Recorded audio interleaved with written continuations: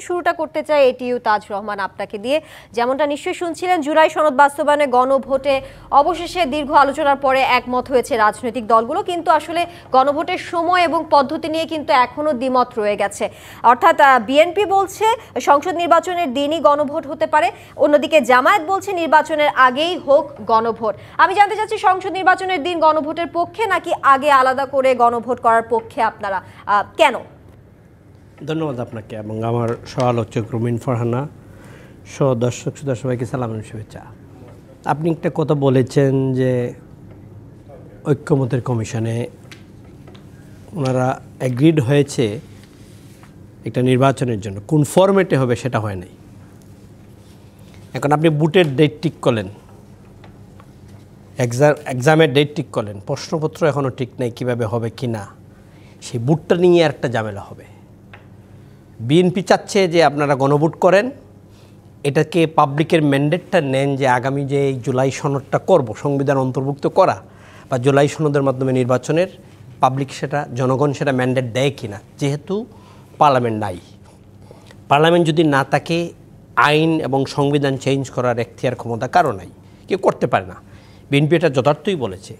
জামাত বলছে না, আপনারা যেহেতু আগের গণভোটগুলো যেরকম হয়েছে সেই গণভোটের মাধ্যমে আপনারা করে এটাকে ভ্যালিডেটেড করতে পারেন। বিএনপি সেটাতে আমি যথার্থই দেখলাম আজকে বলছে না, এটা আগে ম্যান্ডেট নিব তারপরে এটা করা হবে। এখন যেহেতু এটাতে আমরা নাই, ঐক্যমত কমিশন অর্ধেক ঐক্যমতের কমিশনে আমরা নাই, আমরা সেটাতে পার্টিসিপেট করছি না।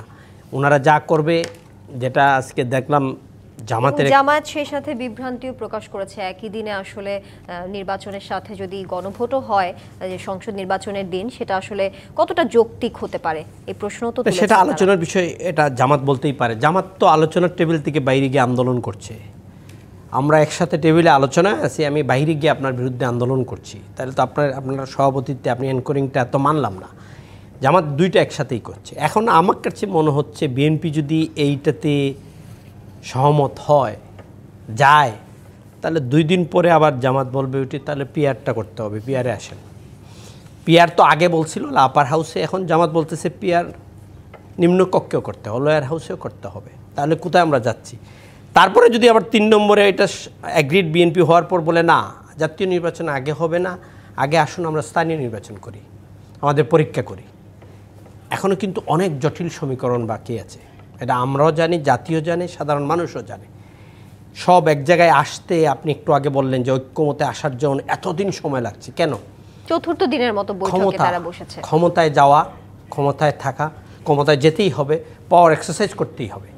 আমাদের রাজনৈতিক দলগুলোতে শুধু আগে বর্জুয়া সংগঠনকে, বর্জুয়া রাজনৈতিক দলকে দোষারোপ করা হতো, এখন এইগুলো না, ক্যাডার ভিত্তিক দল একই জিনিস, ক্ষমতার এক্সারসাইজ করছে। মাহফুজ অ্যাডভাইজার তো বলেই দিয়েছেন যে ক্ষমতা যারা আছে তারা ভাগাভাগি করে নিয়ে ফেলেছেন অলরেডি। আমি তো মনে করি 3 গ্রুপের ভাগাভাগি, এনসিপি, জামাত, আমার বোন বিএনপিরা তারাও আছে। এখন আগামী দিনে যদি এই 2 জন উপদেষ্টা থাকে, এই ছাত্ররা ইলেকশন করে এনসিপি, তাহলে ডক্টর ইউনূস নিরপেক্ষ কেমনে হবেন?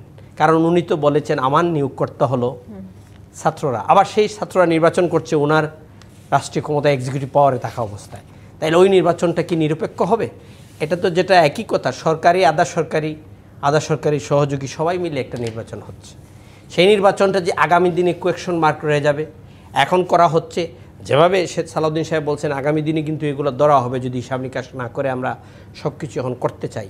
ঠিকই আগামী দিনে এক সময়। আপনারা কিসের পক্ষে? আপনার দলকে যদি আমি সেই প্রশ্ন করে দিই, আসলে আপনারা কি আগের পক্ষে, যেমনটা জামায়াত বলছে গণভোট আগে হোক, সেটা যেমন জামায়াত পরিষ্কার বলছে, আর বিএনপি বলছে সংসদ নির্বাচনের দিনই হোক, আপনার দল আসলে কোন বিষয়টির পক্ষে? সেই প্রশ্নটা আমার ছিল। কিন্তু আমাদের দল তো পার্টিসিপেট করছে না এই অর্ধেক কমিশনে। পার্টিসিপেট না করলেও একটা সমর্থনের ব্যাপার আছে। করছি না, সে তো আমরা ডিসিশন দলীয় বসে সিদ্ধান্ত নেই। ওদের শেষ হওয়ার পরে আমাদের দলীয় ফোরামে বসে দলের সিদ্ধান্ত জাতিকে জানানো হবে, আমরা কি চাচ্ছি কি না, সেটা দল থেকে সিদ্ধান্ত হবে, সর্বসম্মতি পাবে। আমরা এসে আপনাদের সামনে সেটা জাতির সামনে বলবো যে আমরা কি চাচ্ছি। দেশের স্বার্থে, সার্বভৌমত্বের স্বার্থে, জনগণের স্বার্থে যেটা ভালো হবে সেটাই জাতীয় পার্টি চাবে এবং সেটাই জাতীয় পার্টির দাবি থাকবে। ধন্যবাদ আপনাকে।